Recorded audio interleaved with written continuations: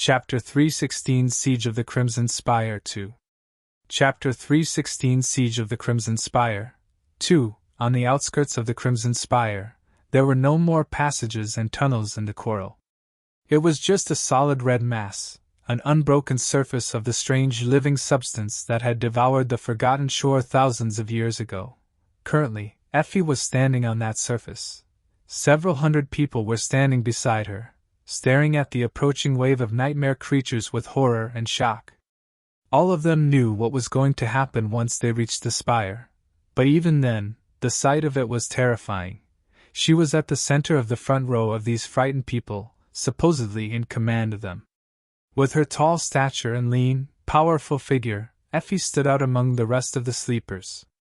Her archaic armor glistened in the light of the rising sun, and on her shoulder there was a flowing white cloak weaved from starlight. She held Zenith in one hand and Dusk in the other. Effie seemed like a bastion of strength and resolve in the sea of fear. A mythical hero that had stepped into the mortal realm from an ancient legend. But really, she was scared shitless. Looking at the rolling horde of abominable horrors with a grim expression, the huntress lowered her head a little and summoned the helm of her armor, which was crowned with a tall crest of blue horsehair, and thought, "Fuck me sideways. Fuck, fuck, fuck." All around her, people were trembling. Some fool dropped his weapon and took a few steps back, as if considering running away. Even though she was currently seriously thinking of doing the same, Effie snarled and bellowed. "Stand your ground, wretches! If anyone runs, I'll kill you myself!" What was the point of running anyway? There was nowhere to run. If they were going to die, they might as well die like humans, just like Princess had said. She was somewhat full of shit, but also never wrong. "Get ready, bastards!" Gripping her spear, Effie cast a sideways glance at the two men standing beside her. One of them was Castor, and the other one was Gemma. Who would have thought that one day she and the leader of Gunlog's hunters were going to fight side by side? Weirdly, the presence of her past enemy was now extremely reassuring. However, even on his face, there were hints of fear. The only person who could have stayed nonchalant in this situation was probably Doofus. That pale miscreant was either too crazy or too stupid, or both, to be scared of anything. But he was currently nowhere to be seen. Effie sort of missed the tiny menace, but Sunny was probably either hiding someplace dark, or doing something too insane to be entrusted to anyone else. In any case, she wished him luck. She wished herself luck, too. Looking at the approaching horde of monsters, Effie waited for a few seconds, and then screamed, "First mark!" Her shout was repeated by Saishin, who commanded the second line, and reached Knight somewhere in the third. The plan of the battle was really simple. The first line had to hold off the monsters, changing places with the second once they grew tired. Meanwhile, the third was in charge of eviscerating as many creatures as they could. But first, they had to withstand the initial charge.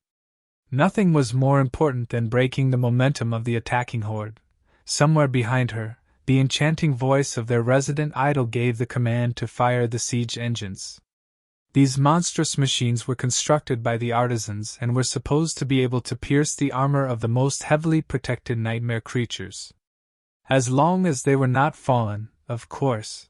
A strange and melodic sound reached her ears, and a fraction of a second later, 6 heavy metal spears, each at least 2 meters long, flew above their heads with incredible speed. They streaked through the air and collided with the front of the horde, sending bits of chitin and streams of blood to the ground. She saw one of them behead a giant crab-like creature, the other pierce right through a blood-red mantis and skewer several monsters behind it. But the wave of horrors did not slow down one bit. There was just so many of them. Feeling a shiver run through her body, Effie gritted her teeth, then shouted, "Second mark!" Almost immediately, a rain of arrows fell on the monsters, wounding many and killing a few. There were many other projectiles mixed in with the arrows.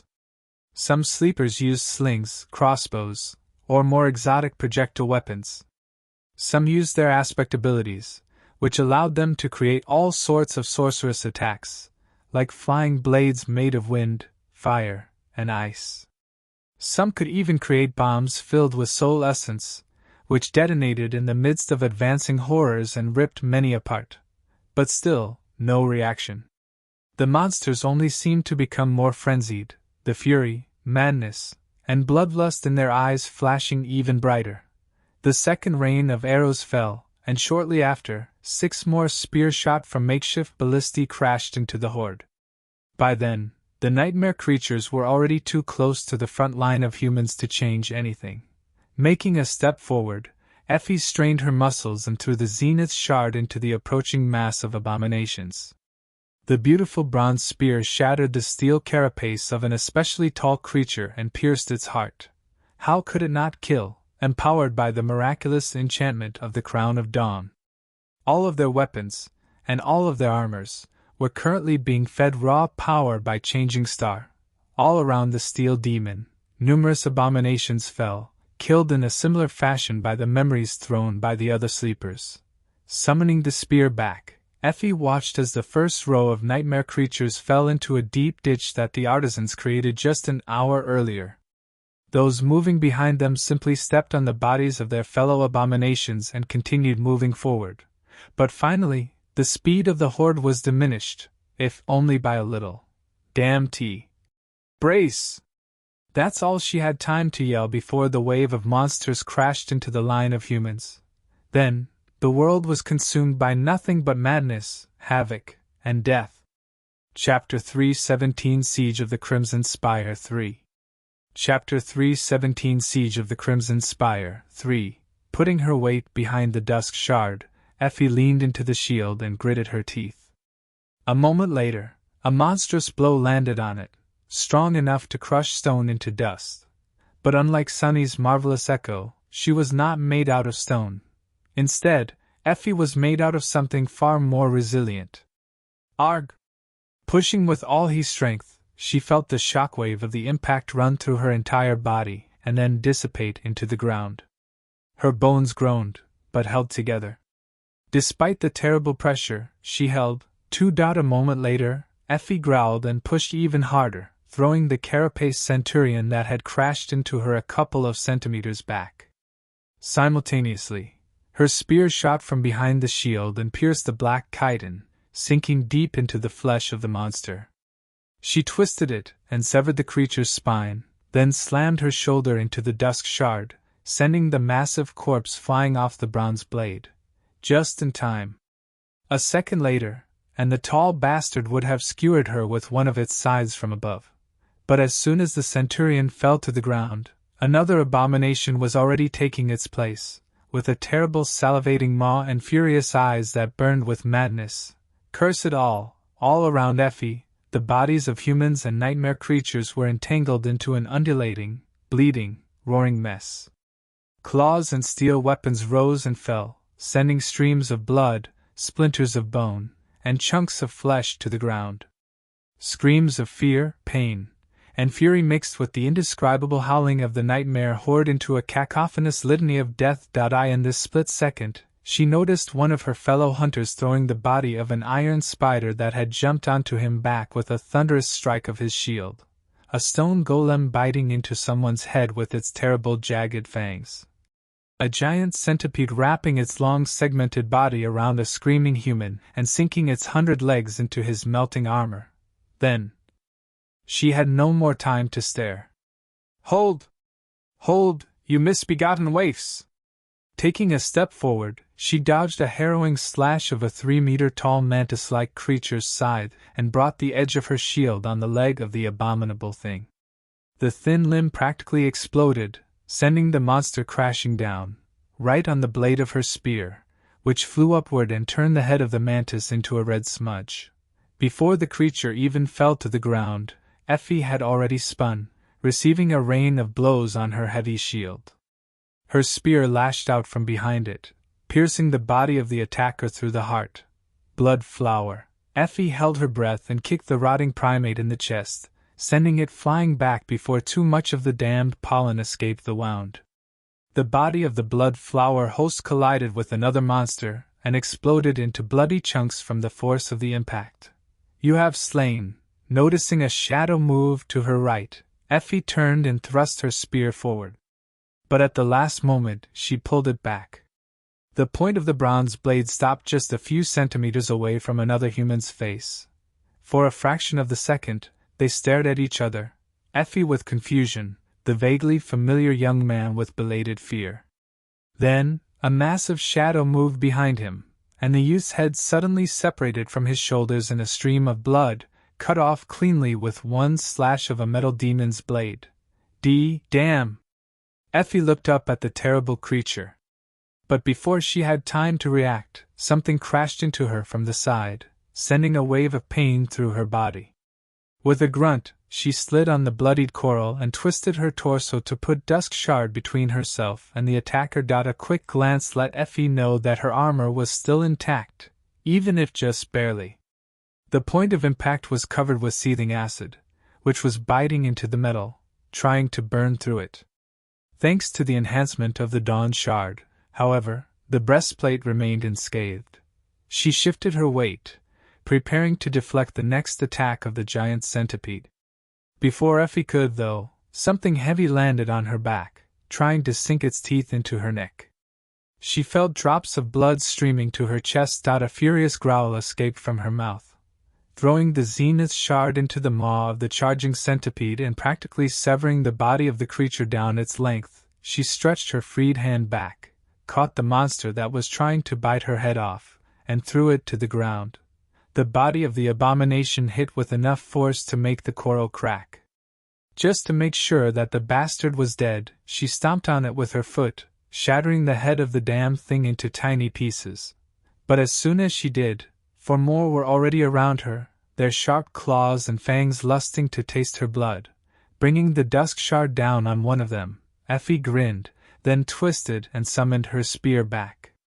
With blood streaming from her wounded neck, she dodged a powerful claw and laughed. Bastards! Are you trying to eat me? Ha ha ha, let's see who's gonna eat who, fools! All around her, the first line of the Dreamer army was slowly buckling under the pressure of the Nightmare horde. So many of them were already dead, and more were dying every second. Their bodies were torn to pieces and devoured, disappearing into the mass of monsters like morning dew. That sight was so harrowing and chilling that the mind simply refused to process it. And yet the sleepers of the first line, those who possessed the most powerful combat aspects and the best memories, had achieved their goal. They stopped the devastating wave of abominations in its tracks and tied it down with their blades and their lives. The horde failed to roll over the human army, obliterating it completely without even slowing down. More than that, the massacre was not one-sided. For every human killed, several nightmare creatures were wounded, crushed, and cut to pieces. Arduously and at a great price, the first line was reforming itself, the survivors of the initial charge rallying around 3 champions. They were Effie, Gemma, and Castor, with each of them turning into a bastion in the sea of monsters and gathering fighters around them. The advance of the horde stalled. Whatever creatures managed to get past were met and eviscerated by the sleepers of the second line, led by Seishin. And throughout all of that, the archers and the siege engines of the third line never stopped firing. Chapter 3:18 Siege of the Crimson Spire 4. Chapter 3:18 Siege of the Crimson Spire 4. Stand your ground, wretches! If anyone runs, I'll kill you myself! Hearing Effie's voice, Kai flinched and forced himself to look away from the terrible visage of the horde of nightmarish abominations. Glancing down, he saw that his hand was shaking and clenched it into a fist. He had to calm himself, somehow, or his aim was going to suffer. That wouldn't do. But honestly, how was a person supposed to not be terrified when a literal sea of nightmare creatures, each stronger and deadlier than anything anyone should ever be forced to face, was approaching them so fast? Kai prided himself on overcoming things like stage fright and social anxiety, as well as getting through many unpalatable situations with grace and elegance, not to mention managing to survive in the dark city for 3 long years without losing his humanity. But this was just too much. What would Sunny say? Thinking of his prickly, but adorable friend, Kai couldn't help but smile a little. Probably something like, Oh, a horde of nightmare creatures. Yeah, I've met one a few days ago. They all died when I sneezed, though. The strangest part was that he would be telling the truth. If Kai decided to dig deeper, he would discover something in the line of Sunny's sneeze causing a massive avalanche that wiped all the monsters out. Or, more likely, that his sneeze had awakened some ancient, much more terrifying creature, which then proceeded to devour all the monsters before turning its gaze on Sunny himself. That was just how Sunny was, unpredictable. Strangely, these thoughts succeeded in calming Kai down. He only regretted that the cute scoundrel wasn't close by to reassure him in person. Gazing at the approaching horde, he sighed and gripped his bow tighter. The coral was sloping down in the place where Changing Star had chosen to face the guardians of the spire. Because of that, the position of the third line was higher than the other two, which would allow them to continue firing long after Effie and the rest had engaged the nightmare creatures in melee. In theory. All around him, those sleepers that had suitable memories or aspect abilities were preparing to shoot, waiting for his command. The surviving artisans and their assistants were busy loading the 6 powerful ballistae they had transported all the way from the Dark City and put together the last night. The sight of the mighty siege engines made Kai sigh wistfully. Maybe they were going to survive this battle, after all. First mark! As soon as Effie's shout reached his ears, he turned to the artisans and waved a hand, giving them the signal to fire. A second later, 6 heavy spears flashed through the air and crashed into the wall of monsters. Many of them were eviscerated, but these losses were like a drop of water in the sea of darkness. Kai gritted his teeth. Second mark! Now! As his melodic voice rolled over the third line of the Dreamer army, he drew his bow and took aim. Back in the real world, archery was Kai's favorite hobby. Not the practical skill of shooting a bow which was taught to many in school, but the ancient practice known as Kyudo, which was more of a meditative ritual than a real battle art. Its orderly nature, tranquil philosophy, and repetitive motions appealed to something deep inside him. The more stressed Kai was, the more he practiced. Who knew that one day he would be relying on his marksmanship to survive? Not that aiming at a literal horde of monsters was hard. He didn't have to worry about missing a shot with the blood arrow, at least. Letting go of the string, Kai watched as the black arrow streaked through the air and bit deep into the body of a tall carapace demon. Its bone tip pierced the metal armor of the terrible creature with ease. Not only was it of the ascended rank itself, it was also enhanced by Lady Nephi's. Very few creatures could resist his attacks. Keep firing! Kill as many as you can! The demon swayed, then fell to the ground. Kai felt the weakness that overtook him every time he summoned the morbid memory dissipate, and called upon the blood arrow again. However, he didn't get to take his second shot before the wave of abominations crashed into the line of sleepers. For a second, Kai was stunned by the harrowing sight. The scale of the massacre that was happening below him was just too vast to comprehend. His heart was instantly constricted, full of worry for Effie, and all the other people he knew. With a desperate grimace contorting his face, Kai aimed and shot again, and then he did so again, and again, and again.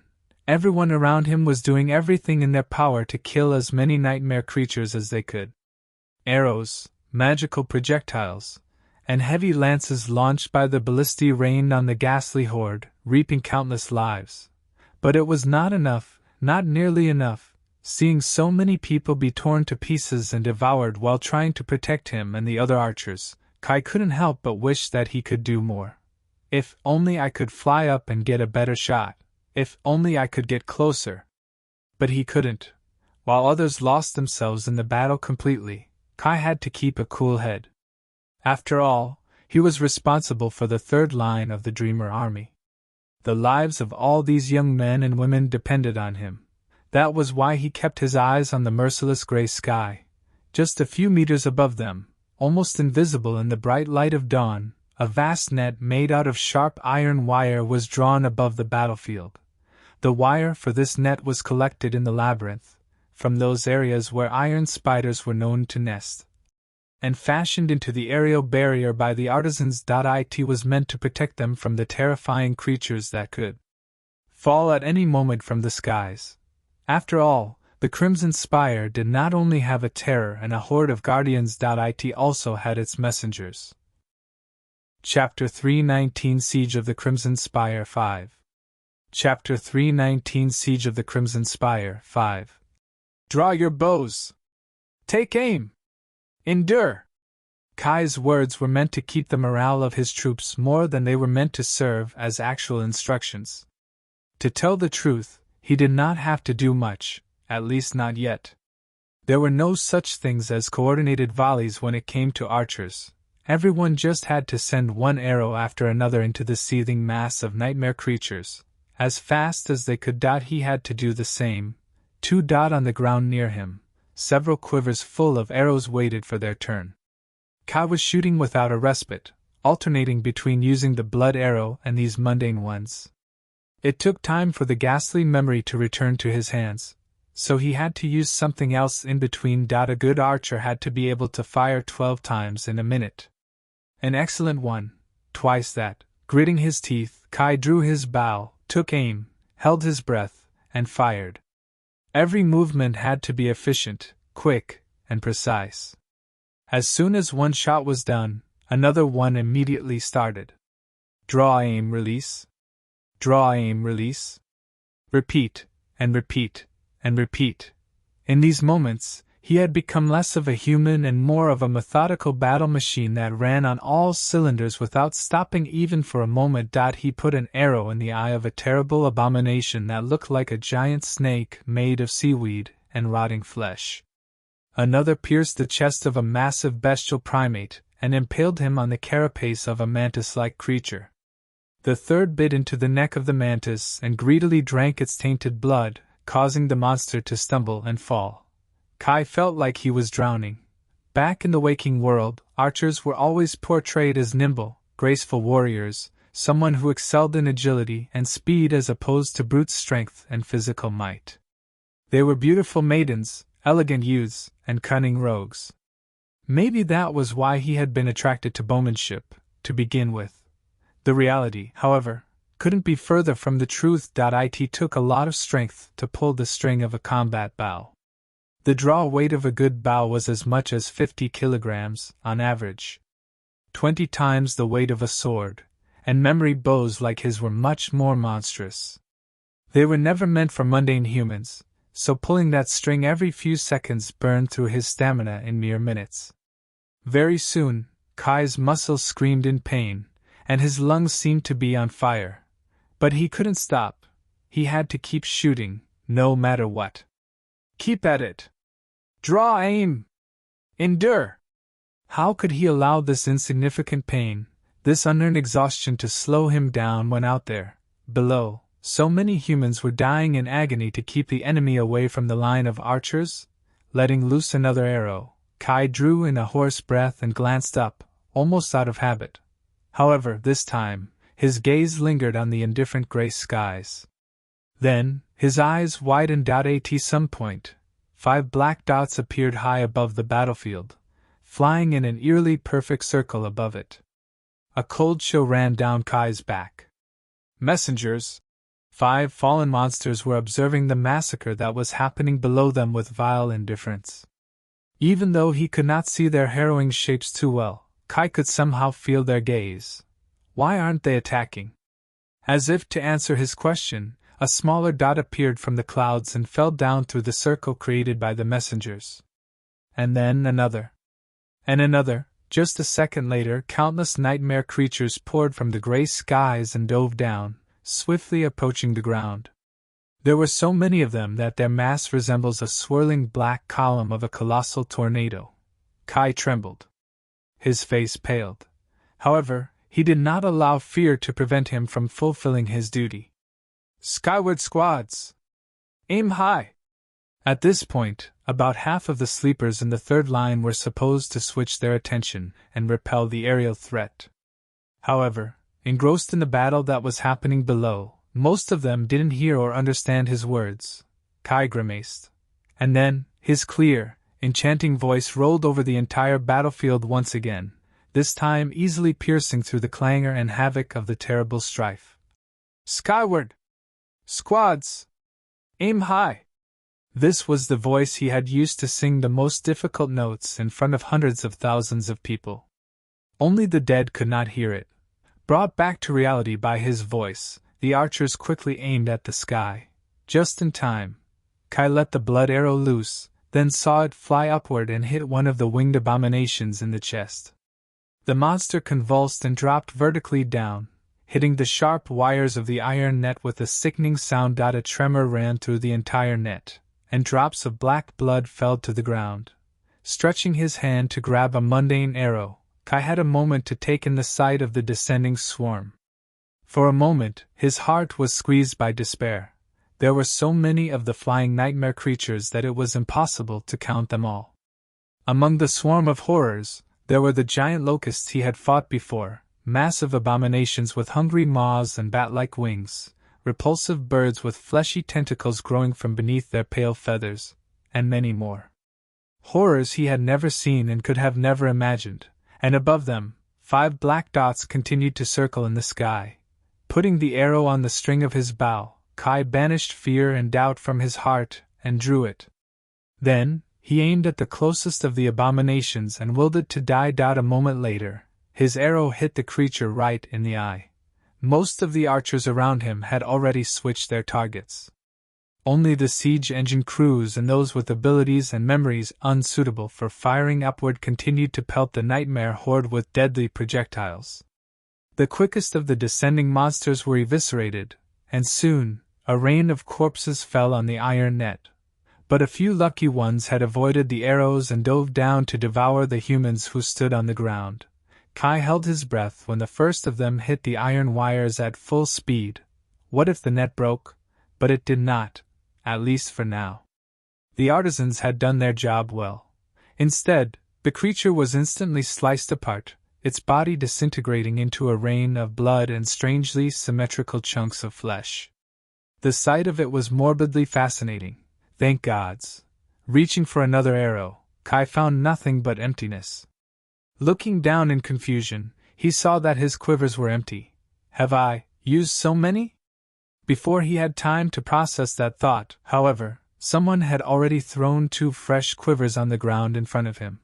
Picking up an arrow with aching fingers, Kai inhaled through his teeth and raised his bow. Draw aim! Endure! Chapter 320 Siege of the Crimson Spire 6. Chapter 320 Siege of the Crimson Spire 6. Draw aim! Endure! Just as Knight shouted these words, Aiko tripped and fell. The bundle of arrows she was carrying in her arms scattered on the ground. Ouch! Picking herself up from the coral, she hurriedly gathered the arrows and dashed to the nearest archer, then placed them near his feet. In this battle, the role of people like her, those who were too weak to fight and did not possess a useful aspect, was simultaneously the most simple and the most chaotic. They were charged with supplying the sleepers participating in the battle with everything they needed, be it arrows, crossbow bolts, stones for their slings, or anything else. There were several teams of runners doing different things. Initially, she was supposed to help carry the wounded from the first and second lines to the makeshift hospital at the back of the formation. There, a few people with aspect abilities having to do with healing waited, ready to help. Her friend Stev was one of them, but as it turned out, there wasn't a lot of wounded in this battle. Most simply died on the spot. So she was left with nothing to do and ended up here, helping to supply the archers. She had just brought 2 quivers tonight, and was on her way. Wait, how crazy was that?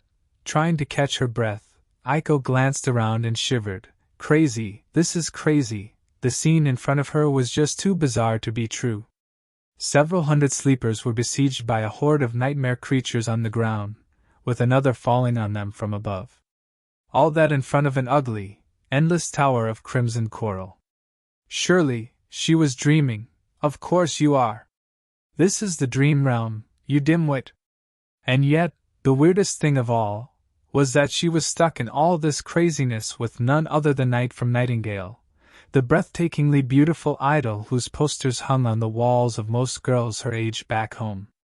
Despite the fact that the two of them had known each other for more than a year and were even, on friendly terms, this fact was the one that pushed the surrealism of the situation over the edge.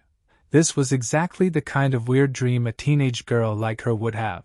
Just as she thought about that, someone fell to the ground a few meters away from her. Turning her head to the sound of a muffled curse, Aiko saw Stev and another sleeper carrying a crude stretcher. On it was a young woman, covered in blood and pale as a ghost, her leather armor torn apart, and on the verge of dissipating. A moment before, Stev's partner had tumbled down. It appeared as though he was wounded himself, albeit not too seriously. Running up to them, Aiko took over and helped the ample giant keep the stretcher even. Carrying that weight with her tiny body was not easy, but she gritted her teeth and persevered. Together, they hurried to the back of the formation. On the way, they had to run past the desperate archers and the exhausted crews of the siege engines, who were slowly but surely running out of the massive lances to hurl at the rampaging horde. From the look of it, things weren't going well for the Dreamer army. Down below, the first line was in the process of being completely eviscerated.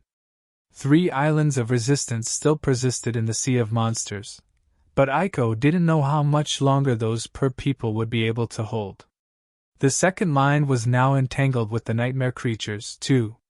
The initial plan had been for these two forces to switch positions to give the exhausted warriors time to rest, but now, it was never going to happen. Up above, more and more corpses were falling on the invisible iron net. Despite that, the number of the flying abominations did not seem to diminish at all. The metal wires were groaning, having to carry more and more weight. Are we all going to die? Feeling cold dread spread through her body, Aiko trembled and involuntarily turned her head to the tallest point in the Dreamer army camp. There, on a protruding mound of crimson coral, she saw 3 figures. One was Saint Nephis herself. The other was her blind oracle. And the third, wait, what is that guy doing there? The third person was none other than Sunny, the strange young man who had gotten her into this mess to begin with. After joining the Changing Stars faction, Aiko had quickly learned who the important people were, and what positions they held in the Bright Ladies cohort.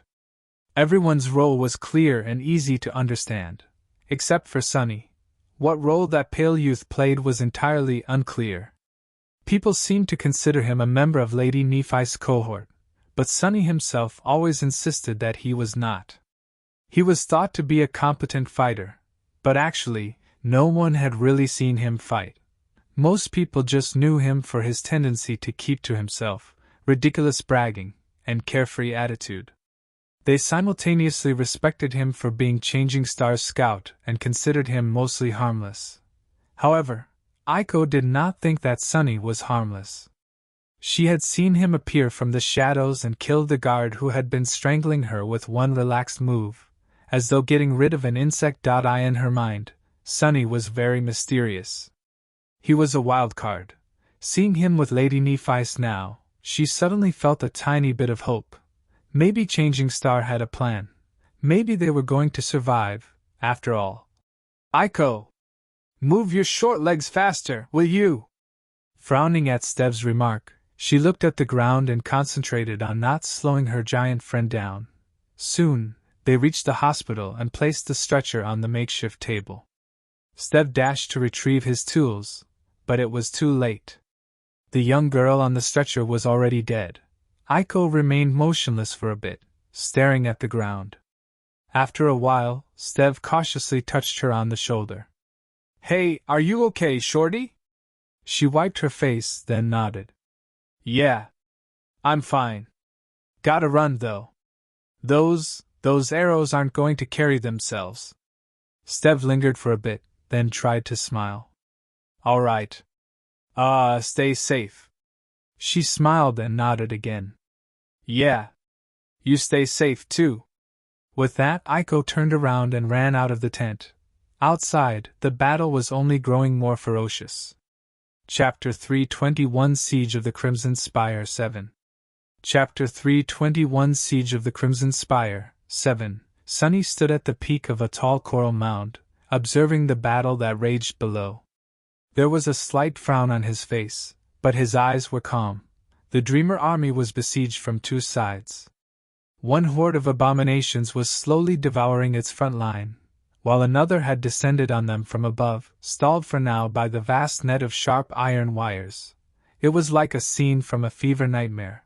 Every second, humans were dying, torn apart by the claws and fangs of the harrowing horde of monsters. Their cries and screams fused with the roaring wails of the nightmare creatures into a deafening wave of dissonant noise. That wave washed over the crimson coral, sending a chill running down his spine. Turning away from the blood-soaked visage of the battlefield, Sunny glanced at Nephi's. Changing Star was sitting on the ground. Her face was calm, and her eyes were closed. On her forehead, the gem of the dawn shard burned with furious white light, feeding hundreds upon hundreds of memories with raw power. She appeared to be in the depths of profound meditation, seemingly not affected by the horrible decimation that was happening below them at all. Cassie was standing beside her, looking at the ground. Her hand rested on the hilt of the quiet dancer. The other two echoes of the blind girl had been with the first line of the army during the initial charge. By now, they were already destroyed. Sunny wanted to say something, but then thought better of it. The time for conversations was over. Instead, he faced the Crimson Spire. His gaze lingered on it for a few moments, then slid back to the terrible sight of the slaughter. Straining his eyes, Sunny tried to distinguish the figures of Effie and Kai in the chaotic formation of the Dreamer army. "Don't die just yet, fools!" Down below, surrounded by those warriors of the first line that still stubbornly clung to life, Effie had long forgotten about anything else but bloodshed and strife. The scope of the world had narrowed to the suffocating confines of the furious battle, consuming both the past and the future. There was only the present, and the present consisted of nothing but violence and death. And killing, of course. With a mad grin on her bloodied face, she faced one abomination after another, crushing, breaking, and tearing them apart. Her tall, lean body had turned into a lethal battle machine, moving with ferocious speed and devastating power, deadly precision and murderous will. Both Zenith and Dusk behaved like natural extensions of her limbs, alternating between attack and defense to reap one profane life after another. Her armor had been pierced several times, but she paid it no attention. It didn't matter. All that mattered was to kill as many nightmare creatures as possible, to obliterate as many of the hateful monsters as she could. Their corpses piled up, carpeting the crimson coral with an uninterrupted bleeding mass of broken flesh. After a while, Effie had to start watching her step carefully. Despite that, the number of abominations showed no sign of growing smaller. It was as though the horde was endless and boundless. But she wasn't scared. In fact, Effie was enjoying herself. This was so exhilarating. Dodging a serrated claw, she lunged forward and crushed the ribcage of an attacking monster with the rim of her shield, then used the remaining momentum to skewer another one on her spear. With no time to retrieve her weapon in turn, she used the shaft of Zenith's shard to deflect a blow from a mighty pincer of a carapace scavenger and kicked the beast viciously, shattering the adamantine shell of its armor. Other sleepers were fighting around her, using the fearsome huntress as an anchor in the sea of death. They were still holding, still breathing. Two other islands of resistance had formed around Gemma and Castor, who were also in the throes of the battle trance. The proud legacy had turned into a whirlwind of ghostly steel, eviscerating any creature that dared to approach him. His movements were so fast that his enemy's blood could not even fall to the ground. As the result, Castor was constantly surrounded by a cloud of red mist. The experienced hunter fought with cunning and skill, sending one abomination after another into the embrace of death. Whatever wounds appeared on Gemma's body were soon gone, not even leaving a trace. Numerous fearsome creatures had been slain by his hand, unable to do the tall man any harm, and yet, humans were dying. One after another they fell, leaving less than warriors to hold back the gluttonous horde. As Effie fought, a sudden thought entered her mind, sending a slight shiver running through her body. Heavy. That damned shield is so heavy. She was growing tired. Kai had lost count of the number of monsters he killed. Because of the constant cycle of losing blood and magically getting it back, he felt slightly lightheaded. Luckily, he had yet to miss a shot, maybe? And was able to continue firing. More and more corpses fell on the iron net, their blood flowing on the people below. It was as though they were now fighting in the rain. A red, fetid rain of blood. No matter where he looked, he saw nothing but blood. He was sick of it. Gritting his teeth, Kai drew his bow once again, aimed between two dead creatures above him, and sent an arrow flying. You have slain and awakened. They were running out of arrows. The siege engines were running out of lances, too, and the damn messengers were still circling high above, not even trying to descend. Why aren't they attacking? Looking down, Kai tried to catch his breath and muttered, "Curses! Why was it so dark?" He couldn't see where his quivers were. Something shifted in his mind, and then he blinked. Looking up again, Kai realized that the entire net was now covered with corpses. There were so many dead nightmare creatures that they formed a macabre carpet that veiled the battlefield from the sun. There wasn't a lot of daylight seeping through the net now, and it was growing darker and darker with each second. His eyes widened, not because of the deep darkness, but because Kai suddenly heard the iron wires groaning under all that weight. Almost as if strained too much and on the verge of tearing apart. The protective net was going to break soon. His face paled. Oh no! On the tall mound of crimson coral, Changing Star suddenly opened her eyes and looked at Sunny. It's time! Chapter 322 Siege of the Crimson Spire 8. Chapter 322 Siege of the Crimson Spire 8. Things were turning from dire to desperate for the Dreamer army. The first line was almost gone, and the second was now completely engulfed by the horde of nightmare creatures. Saishin was still standing her ground, but just barely. The archers under Kai's command were doing their best to eviscerate as many monsters as they could, but with their attention split between those on the ground and those diving at the iron net from above, the results weren't as devastating as they had been during the initial stage of the battle. They were running out of arrows and ammunition, too. The siege engines were slowly disintegrating under the pressure of so many consecutive shots. The people were tired, and the iron net itself looked as though it was going to break soon. It was covered with a carpet of dead nightmare creatures, submerging the battlefield into dim twilight. With every minute, that twilight was turning darker and darker. The human formation seemed to be balancing on the very edge of collapse. It was at that moment that Nephis, who had been calmly meditating through all of that, suddenly opened her eyes. In them, two blinding white flames were burning.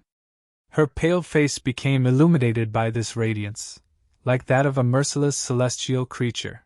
Turning to Sunny, she remained silent for a moment, and then said, "It's time." He sighed. Indeed, it was time for the two of them to enter the fray and play their roles. As Neff stood up and summoned her sword, he flexed his shoulders and stretched his neck.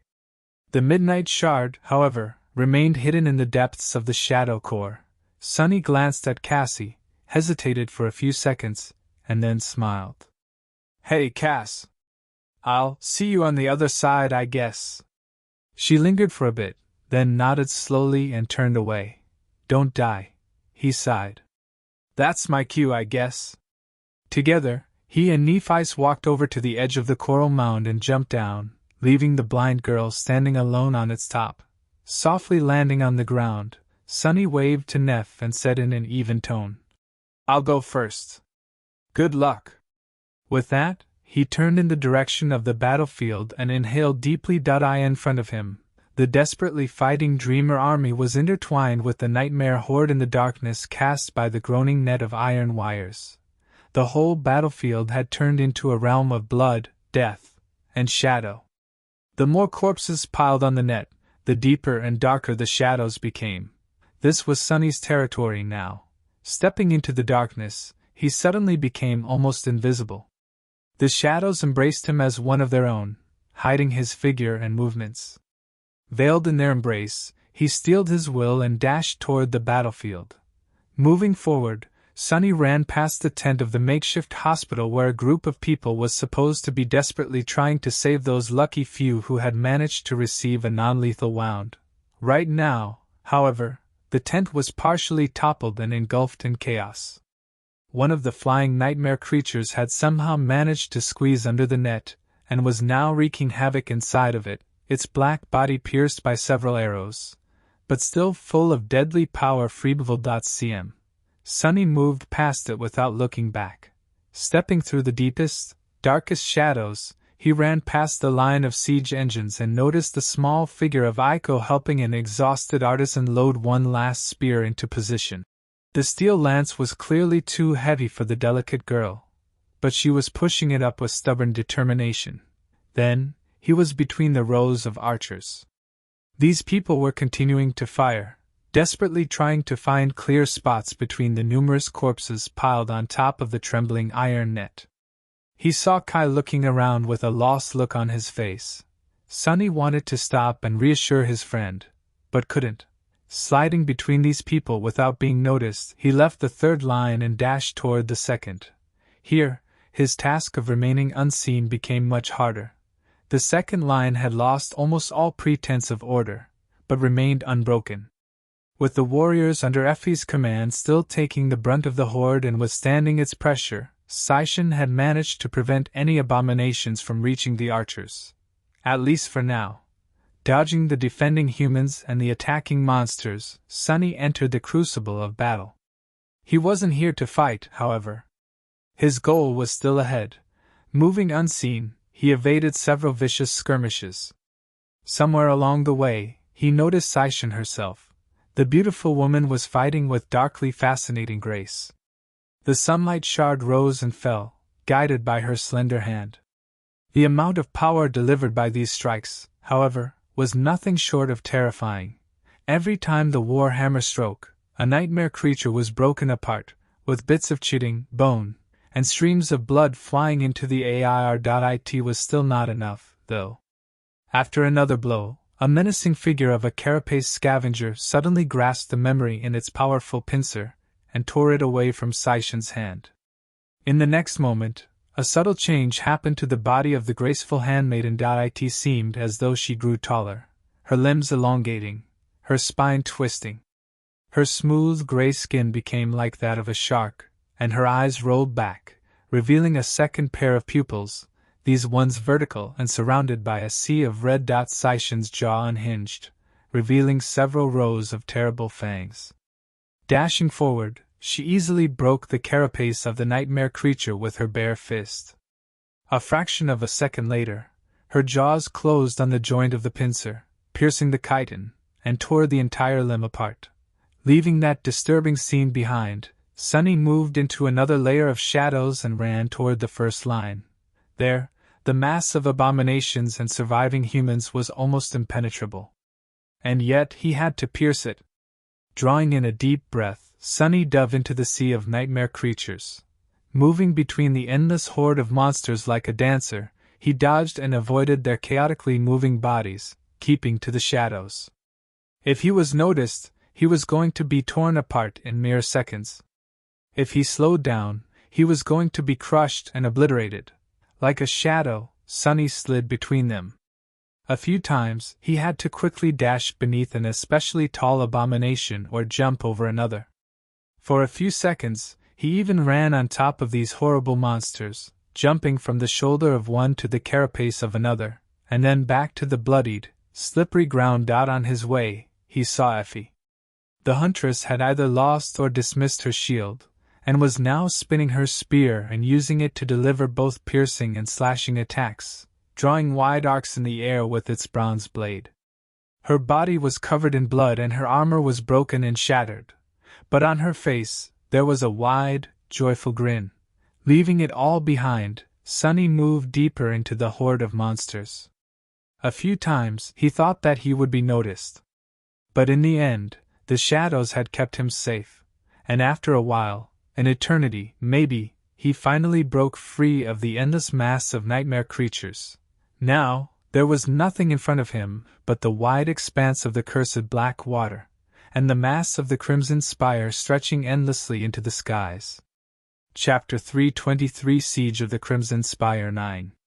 Chapter 323 Siege of the Crimson Spire 9. Sunny froze for a moment, captivated by the all-encompassing expanse of the Cyclopean spire that towered above the entire world. Almost at the same moment, the darkness behind him was suddenly annihilated by a blinding explosion of light. The noise of the battle changed, somehow growing even more intense. The howling of the nightmare horde grew louder, but also became slightly muffled, almost anxious. Changing Star had finally joined the fight. A moment later, hundreds of human voices rose in a deafening battle cry, their spirit lifted, their crumbling resolve restored. With Nephi arriving on the battlefield, the balance of the whole battle shifted. The nightmare creatures surged to destroy the radiant figure, only to be obliterated by it. They almost seemed to melt under the furious assault of the incandescent blade, turning into cinder and ash. Neph's arrival brought a moment of relief to the exhausted warriors of the Dreamer army. Instead of using it to catch their breaths and regroup, however, they chose to use this opportunity to launch into a ferocious attack, making the horde shudder and recoil. Sunny was not paying any attention to what was happening behind his back, though. His eyes were locked on the bridge of crimson coral that stretched across the vast whirlpool of black water, creating a path to the island on which the cursed spire stood. On it were countless abominations, each of them pushing, howling, fighting for their turn to taste soft human flesh. However, the harrowing mass of them wasn't endless anymore. He could actually see the tail of the nightmare horde, with the distant half of the bridge being almost empty. Not that it was going to make things easy for him. As soon as Sunny escaped from beneath the iron net, he became illuminated by the bright sunlight, with nowhere else to hide. Completely exposed, the eyes of numerous monsters were already on him, bloodlust and hunger igniting in their depths. If he wanted to use the bridge, he was going to have to cut his way through the undulating mass of nightmare creatures. Saint! Answering his call, the marble demon appeared from the shadows, her ruby eyes burning with cold menace behind the visor of the onyx helmet. The taciturn knight stood silently on the shore of the rushing black water, gazing at the horde of monsters across its dark expanse. Sunny took a few steps back and glanced at the mass of abominations who were already lunging in his direction. Here goes nothing. Dashing forward, he crossed the distance to the saint, and jumped. The shadow raised her shield, allowing him to step on it, and then pushed away with all her incredible strength. Simultaneously, Sunny launched himself off this unlikely springboard and shot into the air. The wind whistled in his ears. Soaring above the mass of black water, and all the horrors that hid in its depths, he flew toward the crimson spire with terrible speed. The dark wing turned into a blur behind his back, making Sunny weightless, and thus prolonging this state of flight. It was still not nearly enough to reach the island. However, in a few short seconds, he crossed almost half of the wide surface of the dark whirlpool. But then, his momentum slowed, and soon, Sunny started to fall. Thanks to the transparent cloak, he didn't plunge straight down, instead gliding through the air, slowly approaching the seething black water. He was never going to make it. But then, he was never planning to. Twisting his body, Sunny hurled the prowling thorn at the crimson coral of the bridge.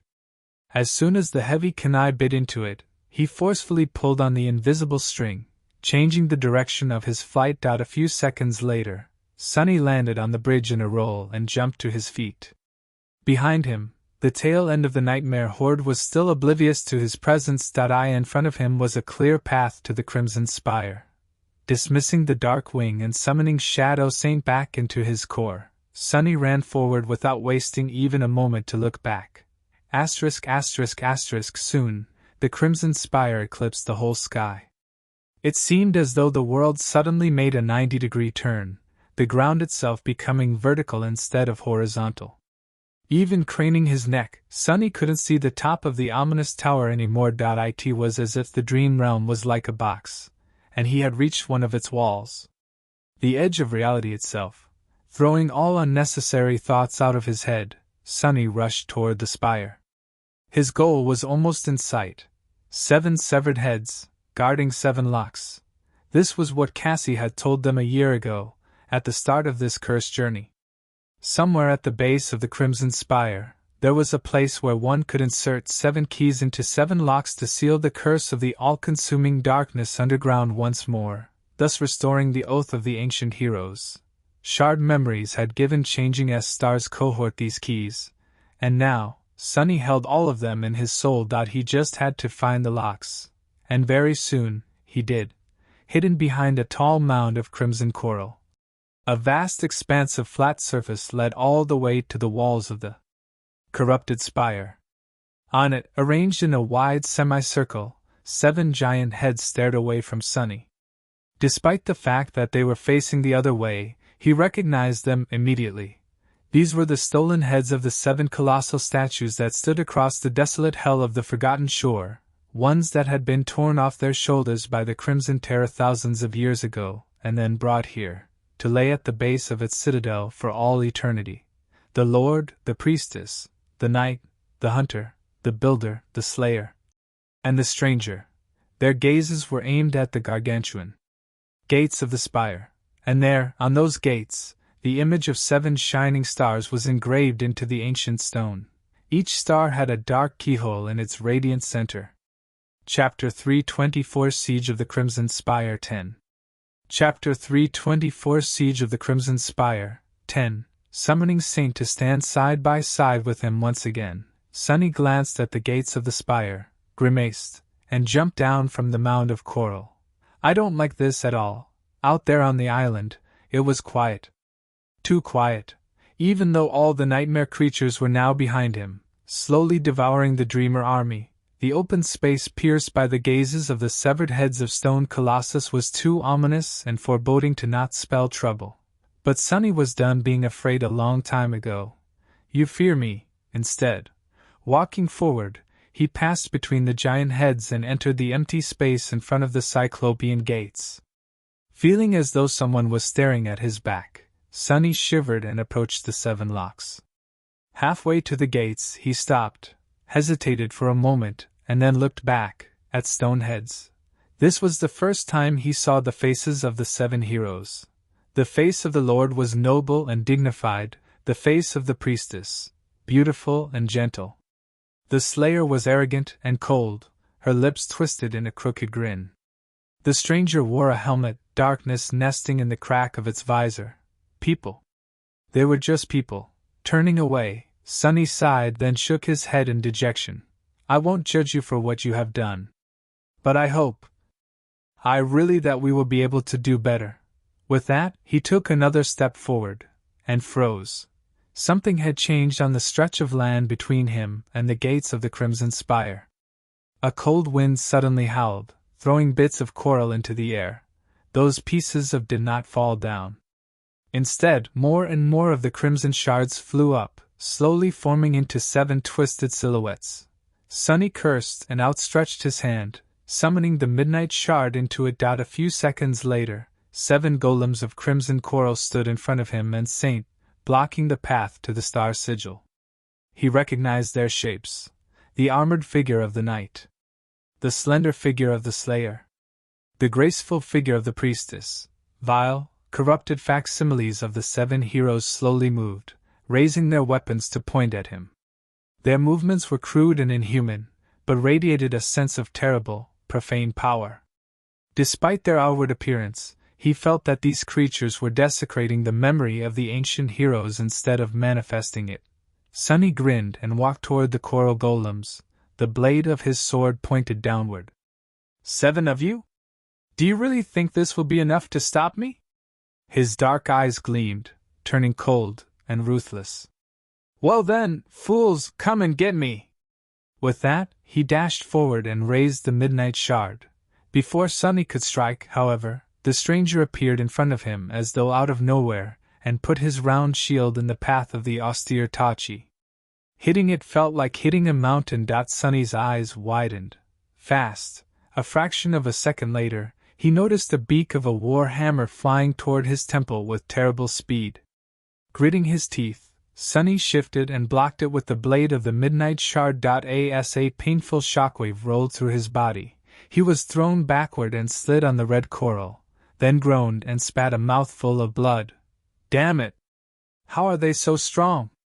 Looking up, he saw 7 tall figures approaching him with steady, inevitable malice. Each of the golems was powerful enough to rip an entire cohort of sleepers to pieces. To his side, Saint raised her shield and hit its rim twice with the blade of her sword. Whatever. Let's do this. Back across the whirlpool of black water, the Dreamer army was still furiously resisting the horde of nightmare creatures. By now, all of the monsters had left the coral bridge and descended upon the sleepers, consumed by the mad desire for human flesh. There was no distinction between the first and the second line now. All those still alive were engulfed by the bloody chaos of the slaughter, desperately trying to survive in the midst of absolute chaos. Changing Star was at the center of the terrible bloodshed, shining like a radiant sun. She fought alone, because no one else could survive the devastating pressure that the horde exerted in the zealous attempts to extinguish that light. Any human that tried to approach and help her was immediately torn to pieces. Indifferent to everything, Nephi moved like a furious deity, eviscerating one abomination after another. All around her, burning corpses littered the ground, their cursed blood boiling and evaporating into the air. Not only was her presence relieving the pressure from the rest of the sleepers, but they also found strength in it. As long as Changing Star fought for their salvation, how could they give up? As long as her light was there to banish the darkness, how could they lose hope? That was why no monster had managed to break through the remnants of the first 2 lines and reach the archers. Standing on the slippery surface of the crimson coral, Kai gazed at the terrible scene of the massacre below him, and then raised his face to the sky. Instead of the sky, however, he saw the dark mass of bleeding corpses carpeting the iron net. His face paled, light disappearing from his eyes. As the last officer of the Dreamer army to not engage in the melee, he was the only one who could see the bigger picture. He was the only one who knew that the iron net was mere minutes away from breaking. When it did, the mass of sharp iron wires and all the crushing weight of countless dead monsters was going to fall on the remains of the human formation, spelling their doom. Someone had to do something, and that someone was him. Kai blinked then. Closed his eyes for a moment. Of course. I am the only one who can. Nothing could stop the collapse of the iron net. But the manner in which it collapsed could be controlled. All they had to do was to cut it at a suitable spot, allowing for the mass of dead nightmare creatures to fall down without burying the fighting humans beneath it. And who could cut the iron wires beside a person capable of flying? The only problem was that once the net was cut, nothing was going to stop the 5 Spire messengers from entering through the breach. He was going to have to lead them away from the battlefield, too. Yes. Yes, this is what I have to do. Dismissing his heavy bow, Kai stared at the ground for a few moments. An elegant falcata slowly appeared in his hand, and then, with an expression of dark resolve appearing on his face, he pushed himself off the crimson coral and flew to the strained iron net. Chapter 325 Siege of the Crimson Spire 11. Chapter 325 Siege of the Crimson Spire 11. Arg! Damn it! Effie stumbled back and swiped the Zenith shard in a wide arc, cutting through the bodies of several nightmare creatures. With her other hand, she took hold of the oversized translucent tick that bit deep into her thigh and tore it away, losing a chunk of flesh in the process. Before the repulsive creature had time to sever her fingers with its sharp mandibles, she crushed it in her fist. Feeling hot blood streaming down her leg, she grimaced and unceremoniously wiped the pulverized remains of the tick on the fabric of the sunlight shard, then spun to follow the trajectory of her spear. Effie was tired. So tired. She was utterly exhausted. But there was no end to the nightmarish horde. Can't you all just die, bastards? Catching the shaft of the Zenith shard with both hands once again, she thrust it back and skewered another abomination with its soroder, then tore the sharp spike away and dashed to the side. A moment later, A terrifying scythe of a carapace centurion sunk into the spot where she had just been. Effie spun the spear and lashed out with it, piercing the chest of the massive creature and killing it on the spot. As the heavy body fell to the ground and sent tremors through it, she had a second to draw in a pained, raspy breath. Her wounded leg almost buckled. "Why is no one covering my back?" Effie looked around to check on the fellow sleepers who had been fighting by her side, but failed to see anyone. All around her, there was nothing but the endless mass of nightmare creatures. Everyone was already dead, except for her. Ha! Ha ha! Ha! Effie was left alone in the sea of monsters, separated from the remnants of the Dreamer army by an impenetrable wall of claws and chitin. She only knew that someone was still alive and fighting back there because of the radiant white light that continued to illuminate the vast expanse of the battlefield, of this tomb that they had built for themselves from iron wires and dead nightmare creatures. Not that the light could reach where she stood. Here, there was nothing but darkness. She didn't have much hope of reaching it, too. Effie looked at the ground and smiled bitterly. Then, she raised her head high and stared at the approaching tide of monsters, her eyes sparkling with dark amusement. "Come then, beasts! Oh, what a feast this will be!" Sunny barely avoided the blade of the coral sword and deflected it to the side with the midnight shard. Then, he tried to counterattack, but was forced to jump back with a muffled curse. A sharp stiletto flew past his face, leaving a shallow cut on his cheek. Damned abominations!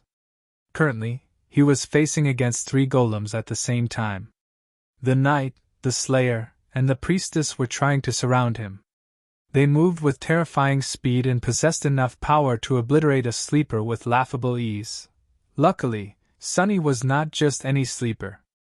The shadow was wrapped around his body, making him faster and stronger. With its help, he was barely able to hold on and remain alive.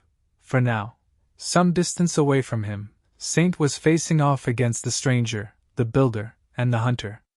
Those 3 seemed to be even more ferocious than his own opponents, so the shadow was having a lot of trouble, too. That doesn't make any sense. Sunny was not surprised that these constructs were far more powerful than him.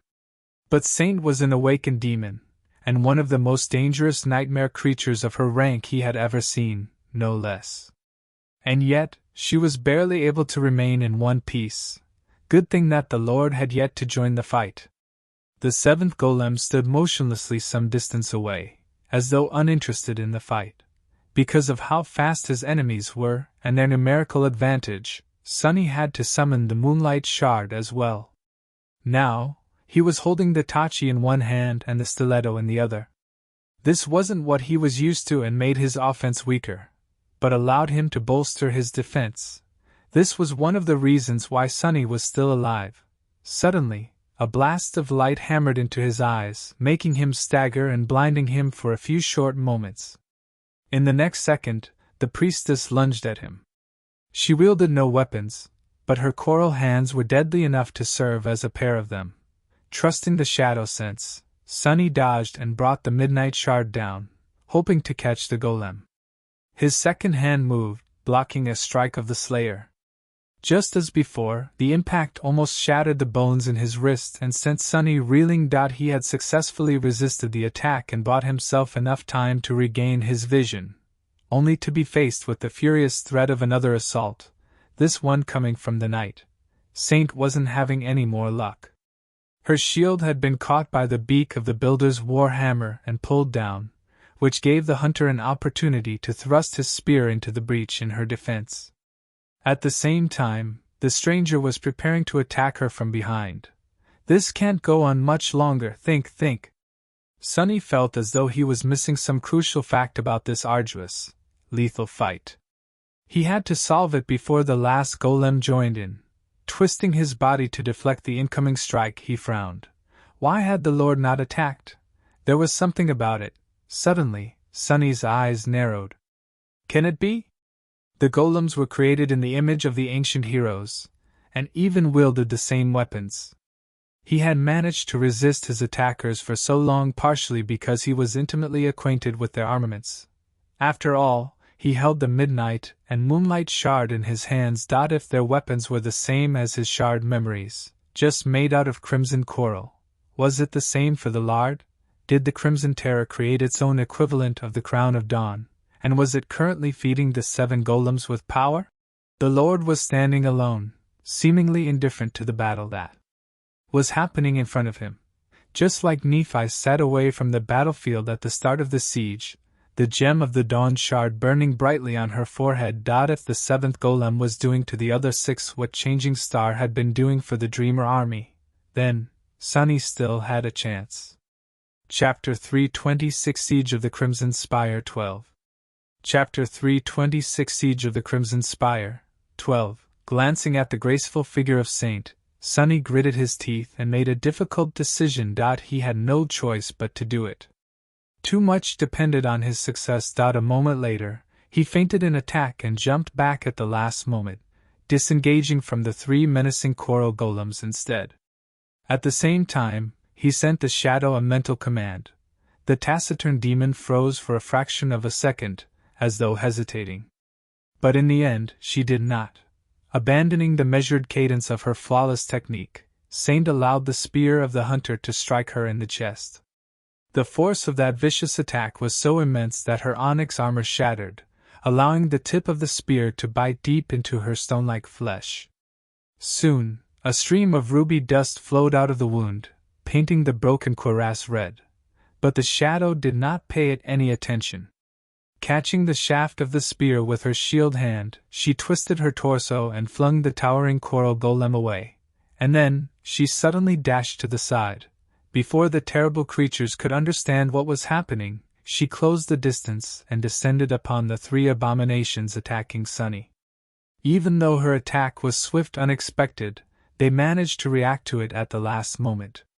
The obsidian steel of her dark sword was met by weapons made of crimson coral. It gave Sunny the second he needed to get past them. Nevertheless, dodging the hand of the priestess, he appeared behind the 3 golems and ran toward the distant figure of the Lord. Behind him, Saint challenged all 6 of the golems, tying them down with a ferocious onslaught of attacks. She paid dearly to buy him time, however. Just a second later, another attack got past her defense, leaving a deep crack on the black armor. And then another, and another. Ruby dust flowed down like blood. With a terrible grimace contorting his pale face, Sunny rushed to reach the 7th of the Star Sigil Guardians. Kai approached the dark mass of broken flesh and groaning iron wires, feeling cold drops of blood fall on his face. Changing the angle of his flight to move parallel to the ground, he clenched his teeth and lashed out with his sword. The heavy blade of the falcata collided with the iron wires and easily sliced them apart. This net was created from the same thin metal as the webs of iron spiders. As such, it couldn't resist the sharpness of his weapon memory, which was elevated almost to the ascended rank by the miraculous Crown of Dawn.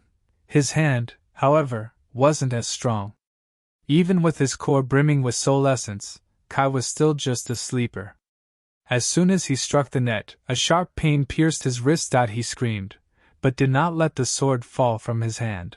Almost, as a long cut appeared on the net, many corpses fell down through the breach.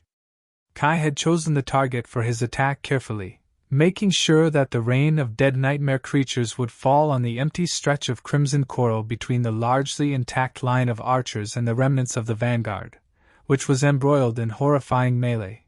But this was not enough. The number of dropping corpses was too small to relieve the pressure from the crumbling net. Dashing through the air, Kai made a turn and flew back. A few moments later, he delivered another strike. A second cut appeared on the net, crisscrossing the first one. With a strange and melodic noise, for triangular sections of the net collapsed, creating a wide funnel through which a flood of bleeding carcasses fell. Even more slowly rolled in the newly formed depression, finally allowing sunlight back onto the battlefield, and through that breach he saw the sky once again. Most of the flying nightmare creatures had been slain by the archers, with just a few still trying fruitlessly to break through the net. But high above them, 5 dark dots still circled in the clouds. As soon as Kai saw them, a cold shiver ran through his body, because it felt as though they saw him. 2. A moment later, the messengers broke the perfect symmetry of their circle and plunged down. No! Kai's eyes widened. Dashing through the breach, he dismissed his aspect ability and allowed inertia to pull him down. A moment later, he landed on the carpet of dead monsters and desperately looked for arrows sticking from the bodies.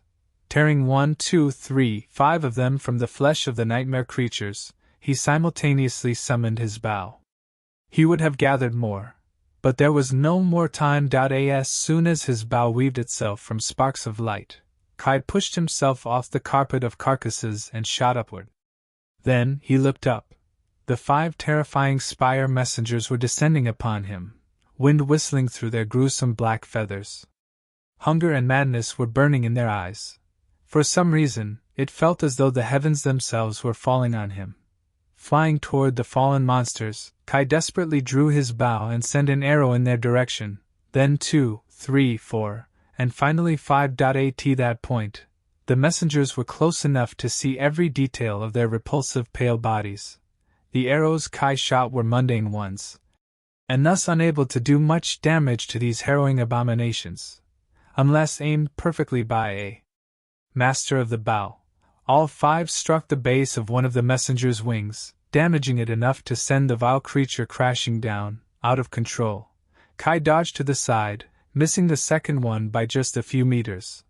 The third one was now right above him, its beak opening in a gluttonous glee. That was when Kai made his 6th shot. Only this time, the arrow he sent flying was not mundane at all. It was the blood arrow. The hideous black memory streaked through the air and hit the messenger right in the eye, sinking in so deep that only its fletching remained seen. The terrible monster suddenly convulsed, and then fell down. The melodious voice of the spell sang into Kai's ear. Frowny face, you have slain a fallen monster, cursed. But he had no time to listen to it. Using the body of the creature he had just killed as a shield, Kai evaded the attack of the 4th messenger. But the last one suddenly appeared right in front of him, leaving Kai no path to retreat. No hope of saving himself. It was too late. The terrifying black beak shot forward. Effie did her best. She really did. But in the end, there was only so much that a person could endure. After an eternity of refusing to give up, covered in terrible wounds, she made a mistake. It wasn't a mistake, even. Just the inevitable failure of a body put through too much pain. After delivering another lethal blow, she tried to dodge an attacking monster, but at the most crucial moment, her mauled legs suddenly buckled. With a short yell, Effie stumbled and fell to the ground. The creature didn't give her a chance to stand up again. It jumped atop the huntress, pressing her into the ground. All she had time to do was grab the jaws of the monster to prevent them from closing on her head. Effie wanted to throw the heavy abomination off her, but a moment later another jumped on it, its mandibles biting into her shoulder. And then another, and another, and another. Soon, she was buried under a crushing pile of frenzied nightmare creatures, sharp teeth sinking into her flesh. Hurts? It hurts so much. Effie gritted her teeth, remembering what it was like to see that distant, pure light. Chapter 327C of the Crimson Spire 13. Chapter 327C of the Crimson Spire 13. At the last moment, the coral golem moved, disappearing from Sunny's view. A fraction of a second later, it materialized a few steps away, just outside of the Midnight Shard's reach. Bastard! It was too late to change the direction of his attack. Pulled forward and down by the inertia, Sunny was forced to finish his downward slash and stumbled, falling to one knee. He found himself in a dangerous position, wide open for an attack and with little ability to maneuver. The perverse simulacrum of the Lord towered above him, his powerful frame radiating a sense of harrowing strength. On the forehead of the artificial creature, a polished piece of coral shined with intense crimson light. That light seemed to sap the life from everything it fell upon, Feeling a sudden weakness permeate his body, Sunny gritted his teeth and dashed to the side. A split second later, the fist of the Lord pierced the air with a cracking sound and shattered the ground, sending a rain of debris flying in every direction. Twisting his body, Sunny spun and delivered a backhanded blow before his feet even touched the ground. The blade of the Tachi scraped against the vambrace of the golem's armor, leaving a deep gash in it. However, it didn't do a lot of damage. Landing and sliding back on the coral, Sunny thrust his hand forward and sent the moonlight shard flying at the golem's face. The creature easily swatted it away with its hand. By the time it did, however, Sunny was already near, delivering a high thrust with the midnight shard.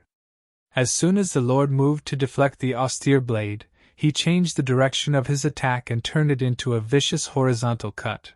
Using every last bit of his finesse and prowess, Sunny brought down a rain of strikes on the golem. He was moving with astonishing speed and agility, his attacks and steps seamlessly flowing from one into another. It was as though the whole onslaught was just one fluid, continuous motion. But no matter how swift and skilled he was, it all turned out to be useless. The Lord was much faster, stronger, and more powerful. Even though he was temporarily forced to concentrate on nothing but defense, every second that passed spelled doom for Sunny. Because somewhere behind him, Saint was being slowly destroyed by the 6 other golems. And as soon as she fell, he was going to die. Curse you! Pausing for a mere moment, Sunny gave the coral abomination a chance to attack. Its fist shot toward his chest with terrifying speed. Turning his torso, Sunny avoided the blow and caught the hand of the golem between his body and his arm. This position didn't give him any advantage, because the creature was much stronger than him. On the contrary, it immobilized one of his hands and forced him to let go of the hilt of the midnight sword with the other. But it gave Sunny purchase. The Lord raised his second fist, ready to crush the human's skull with one deadly strike. High in the skies above the battlefield. Kai was just moments away from death. He had wounded one of the messengers, killed another, and avoided 2 more. But the last one was now upon him, and there was no escape. Time seemed to slow down. With his eyes open wide in terror, he stared at the swiftly approaching beak of the harrowing creature. No matter how fast Kai was, he knew that this time, he wouldn't be able to evade his end. If only he had 1 more second. A fraction of a second, even, fully aware that it was hopeless, Kai changed the direction of his flight. Despite it all, he had to at least try, but it was hopeless. Until, at the last moment, something flashed through the air and collided with the black beak of the messenger, throwing it slightly off course. That gave Kai the fraction of a second he was praying for.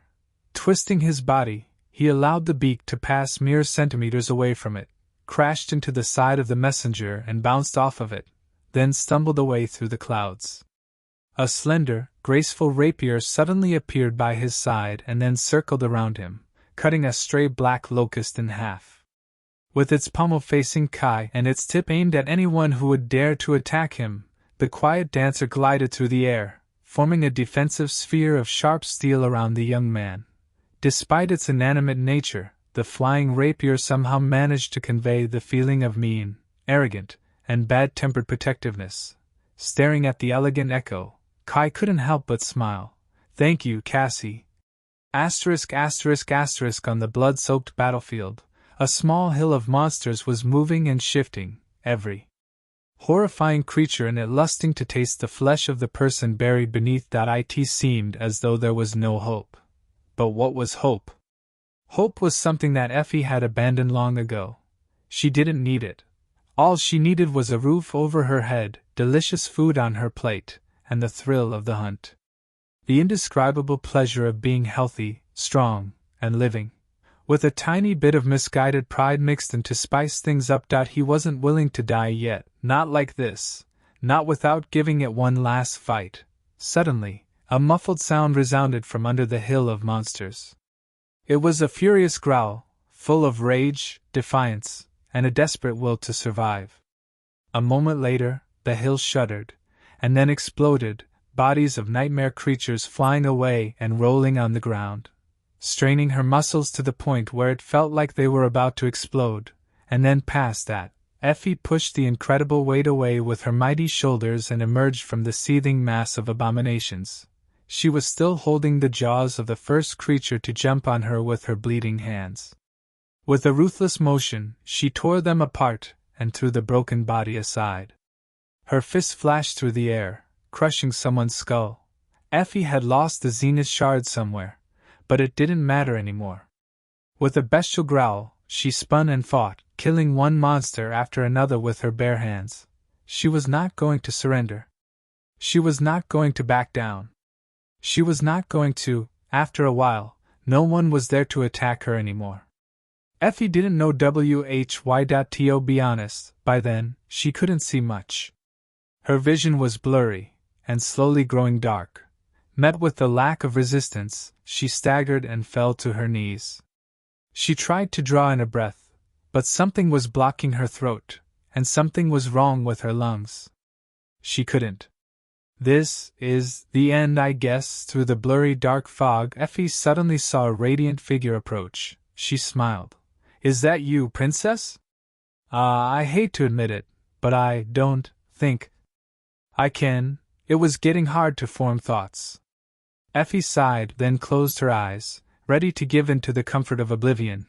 But then, two cool hands softly touched her face, and purifying white flames rolled through her body, bringing the pain and the agony away.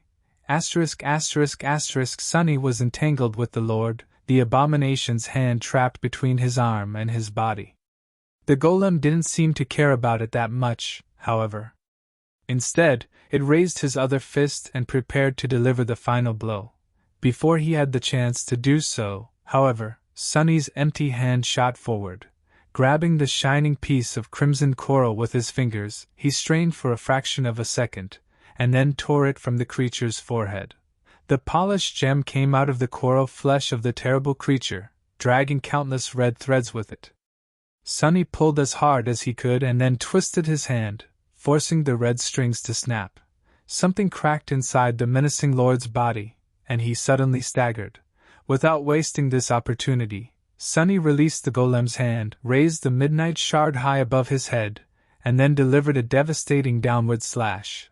The blade of the Tachi collided with the crimson coral and shattered it, turning the towering figure of the lord into a rain of crumbling shards. Chapter 328 Siege of the Crimson Spire 14. Chapter 328 Siege of the Crimson Spire 14. Left on the top of the tall mound of crimson coral, Cassie stood alone in the darkness. Now that the quiet dancer had left her side, she was back to her previous self.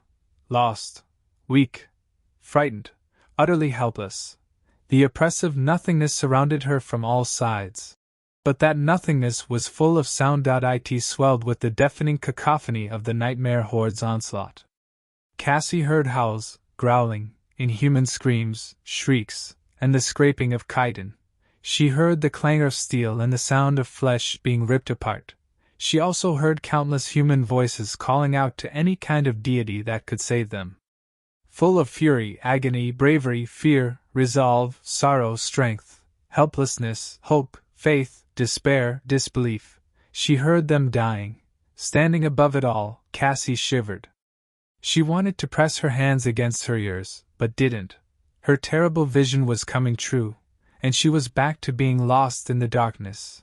Just like before. Worse than before. Almost like on that first day in this cursed, forsaken, lightless land. In this forgotten hell.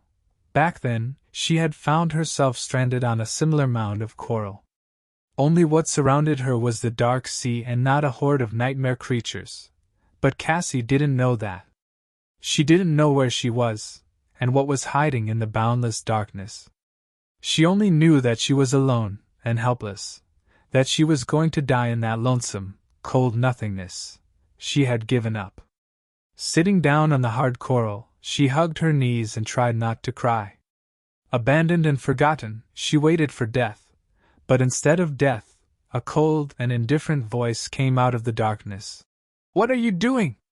That was how she met Nephi's, who saved and protected her ever since. Without even asking anything in return, not before, and not after learning of what Cassie's aspect was able to do, just because she wanted to, Nephi's brought her out of the darkness and destroyed the bitter, all-encompassing prison of her loneliness. How was Cassie supposed to ever repay that debt? And then she met Sunny. Sweet Sunny, who pretended to be callous and cruel, but was actually caring and kind. And then she had to make a choice. And now she had to live with that choice or die with it. As Cassie stood, listening to the sounds of slaughter, a sudden gust of wind rustled her beautiful blonde hair. She flinched and slowly turned to face the wind. A moment later, her face paled, and her lips moved slightly. No. Left alone, away from the battle and anyone who could have heard her, Cassie closed her eyes and whispered into the nothingness. A storm, there is a storm. The Dreamer army became much smaller, but still held on. In fact, it was slowly pushing the horde of the nightmare creatures back. As the line of archers ran out of arrows and ammunition, those who had no suitable memories to replace them summoned their melee weapons and joined the vanguard, reinforcing its dwindling numbers. The artisans had done the same, abandoning their siege engines and throwing themselves into the crucible of combat. The nightmare horde, meanwhile, had depleted its seemingly endless reserve of fresh bodies. With no more abominations crossing the bridges of crimson coral and lunging forward to join the massacre, its mass was slowly growing thinner, with Changing Star serving as the unassailable core of the human formation and rallying fighters around her, with Effie stalling the entire horde to give the rest of the humans time to mend the breaches in their defense lines. For a few minutes, the flow of the battle froze in fragile balance. The two opposing forces seemed to finally be evenly matched. All it would have taken for the humans to turn that balance in their favor was one last furious push. Come on! Hold strong! Lit yourself on fire! Follow the immortal flame! As several people yelled, feeling that the fate of this battle was about to be decided, a gust of wind suddenly blew over the battlefield, bringing with it the smell of salt. The light dimmed slightly. Looking west, they suddenly stumbled and froze for a few moments. Their faces became as white as snow. Behind the crimson spire, an impenetrable wall of darkness was slowly devouring the world. It was approaching the battlefield with terrifying speed, numerous bolts of lightning illuminating its furious depths. A storm was coming. As it drew closer and closer, the surface of the black water that swirled around the island of the Cyclopean Tower suddenly trembled, and then it began to crawl upward. First slowly, and then faster and faster, the black whirlpool swelled and moved forward, swallowing the crimson coral meter after a meter, its dark vastness rising and seething. The cursed sea was coming to devour the forgotten shore. The monsters that guarded the crimson spire, however, did not react in the same way as the usual nightmare creatures would have. Instead of scurrying away to find shelter, they howled and shrieked in eerie triumph, and then crashed into the Dreamer army with renewed fury. Expressions of terror and despair appeared on people's faces. But there was nowhere to retreat, nowhere to run.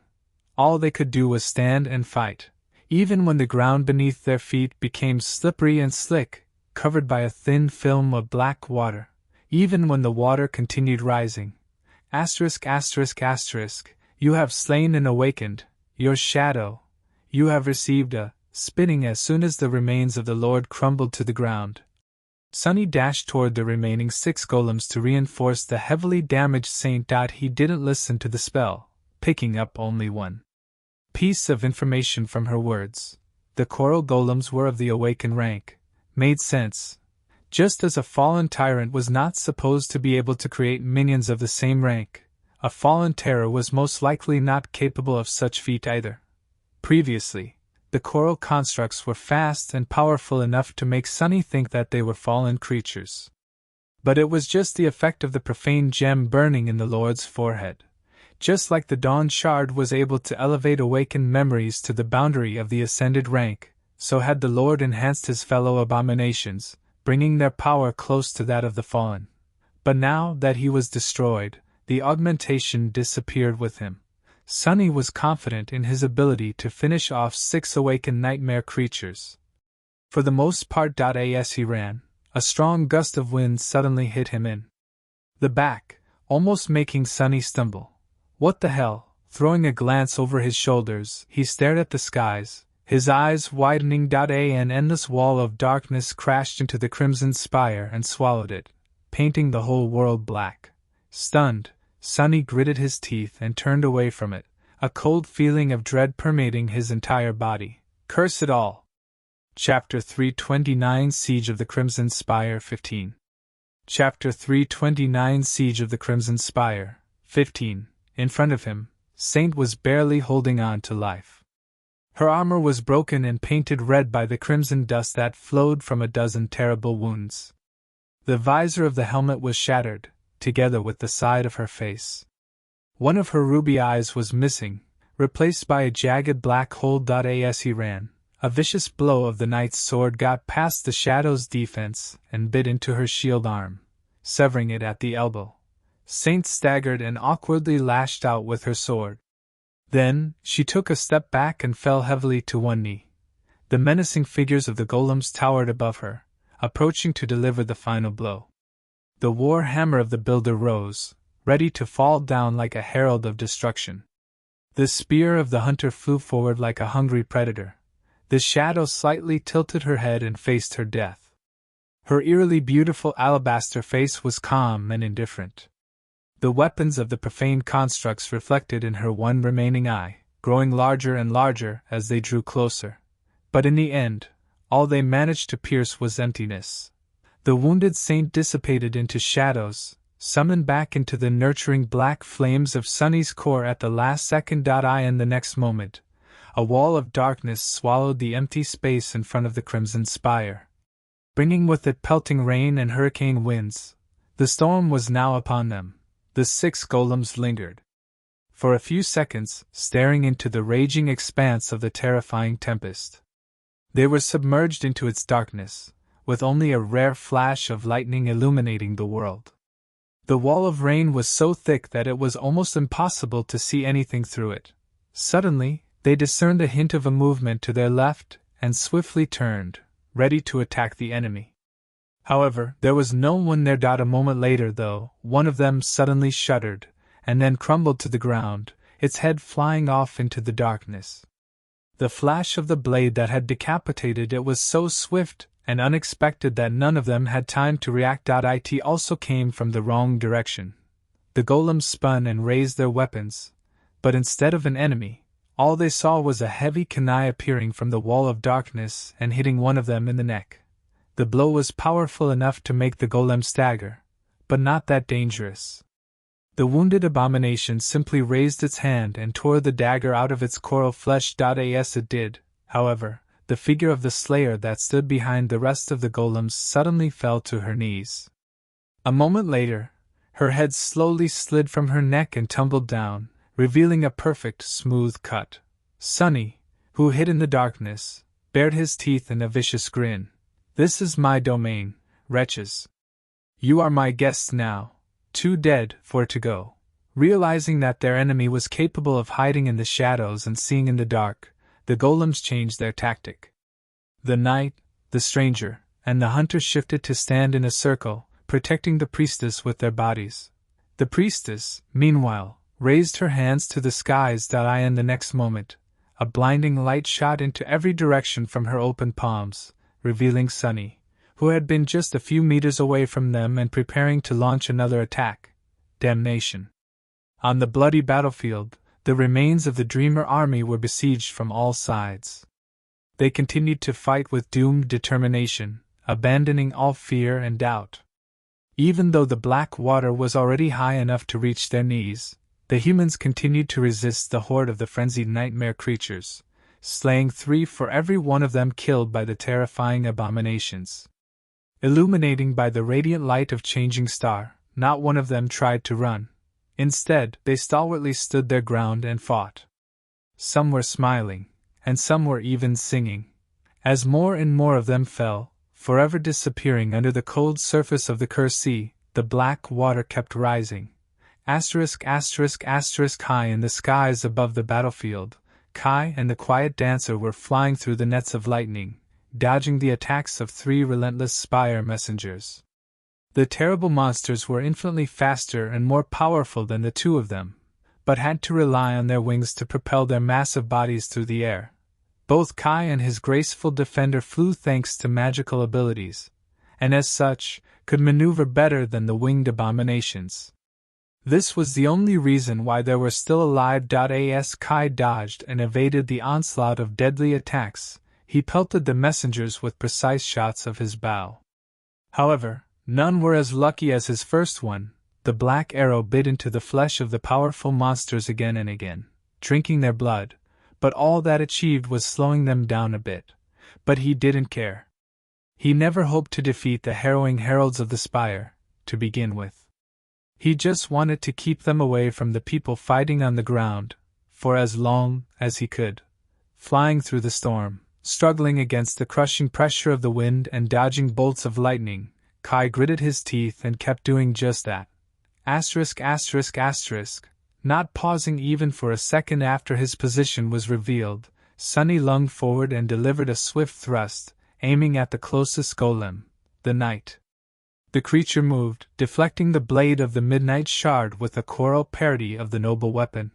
Now that the Lord was destroyed, the artificial creatures became considerably less fast and strong.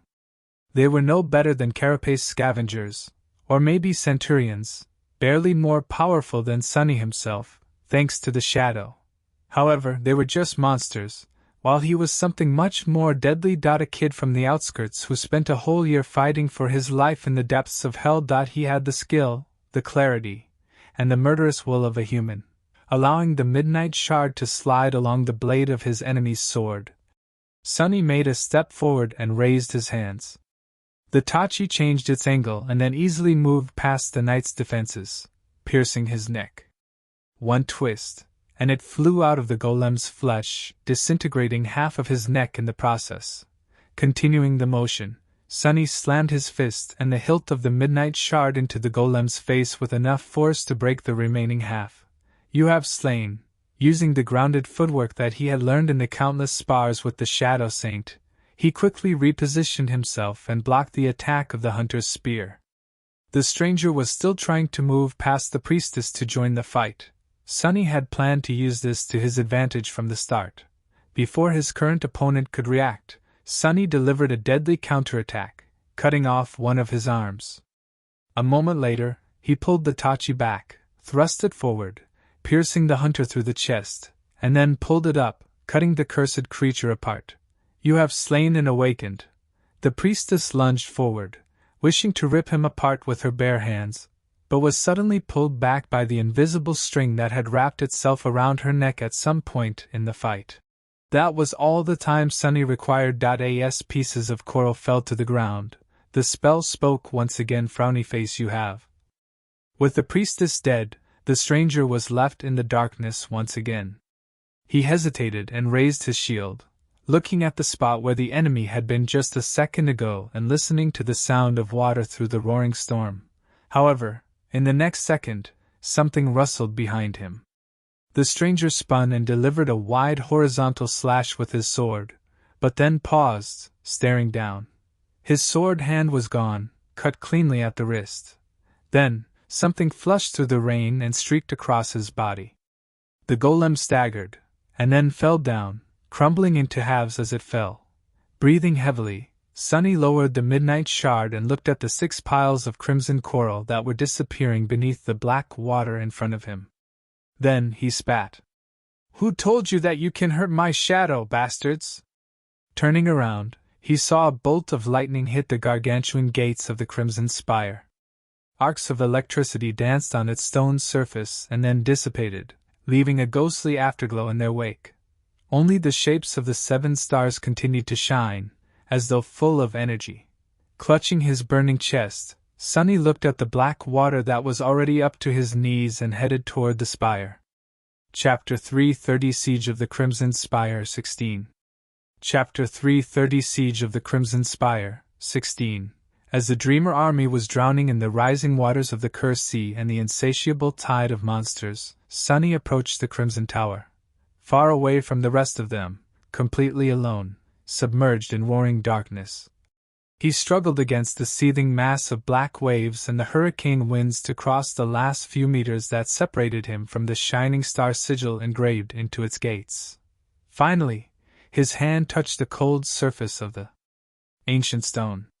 Wiping the rainwater off his pale face, Sunny stared at the radiant shapes of the 7 stars. This better work. Summoning the first of the Oath keys, he lingered for a moment, and then carefully inserted it into the black chasm of the keyhole. Separated from him by the vast expanse of the swelling sea of darkness, the surviving sleepers desperately fought the advancing horde of monsters.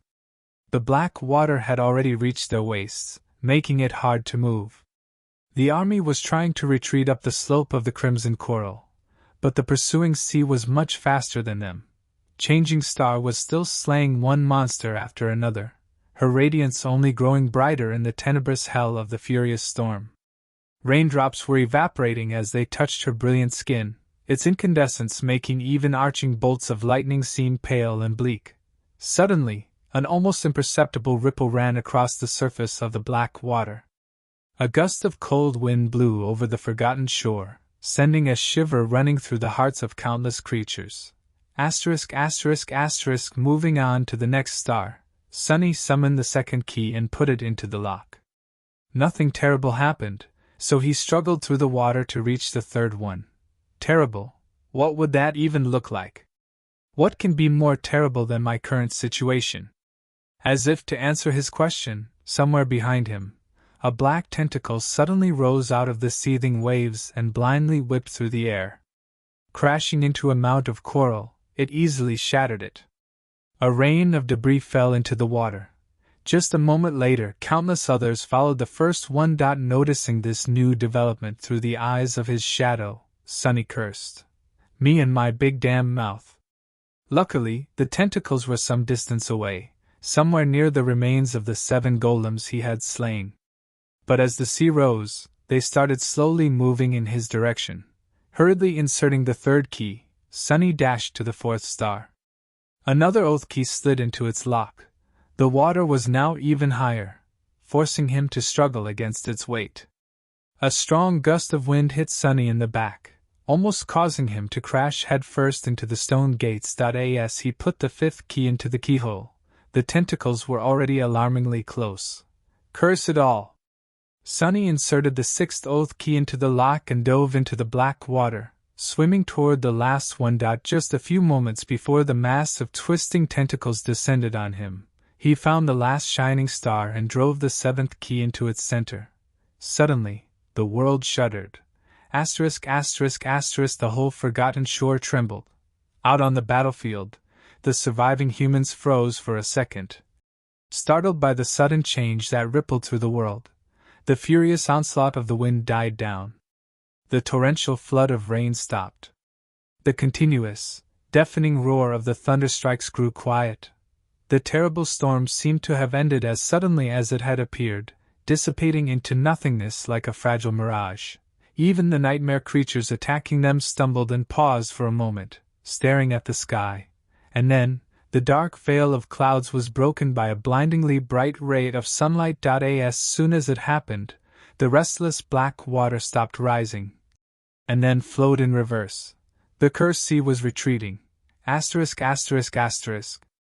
Crap! As soon as Sunny put the last Oath key into the 7th lock, the whole Crimson Spire shuddered. An indescribable sound came from its depths, echoing through the darkness of the storm like a heavy, mournful sigh, and then the gargantuan gates opened. The giant slabs of ancient stone moved for the first time in thousands of years. The problem was, the gates opened outward, slamming into Sunny and dragging him through the mass of black water with terrible speed. The unexpected blow threw him off his feet and almost caused him to drown. Not to mention the fact that it hurt like hell. The opening gate brought him away from the damned tentacles, at least. After a while, Sunny was thrown onto the slope of a tall coral mound. Coughing a few times, he tiredly crawled a few meters up, then fell on the rough surface of the coral and turned around. What Sunny saw made him blink, then open his eyes wide and stare in disbelief. The dark sea was being sucked into the spire. The black water was flowing in reverse, rushing into the enormous doorway. The twisting tentacles and the harrowing creature they belonged to were carried away by that current, disappearing into that blackness, too. The strange thing was, the amount of water entering the Crimson Spire was much larger than what should have been possible. Sunny expected to see it fill the Cyclopean Tower, but instead, it simply flowed inside and seemed to disappear as if swallowed by the spire and banished into the depths of the earth. Just a few moments later, the lever of the dark sea began to fall. The storm died down, and the impenetrable veil of clouds was torn apart, allowing sunlight to illuminate the world once again. And in a few minutes, the cursed sea was no more. Sunny stared at the clear surface of the crimson coral, which had been covered by the black waves not too long ago. The bottomless dark ocean was gone without a trace. Even the black whirlpool that had surrounded the island was not there anymore, revealing a deep, uneven, empty semblance of a moat. Then, Sunny stared at the sky, where a furious white sun was hovering right above the tip of the Crimson Spire. A stunned thought entered his mind. Did we do it? Did he actually destroy the Dark Sea?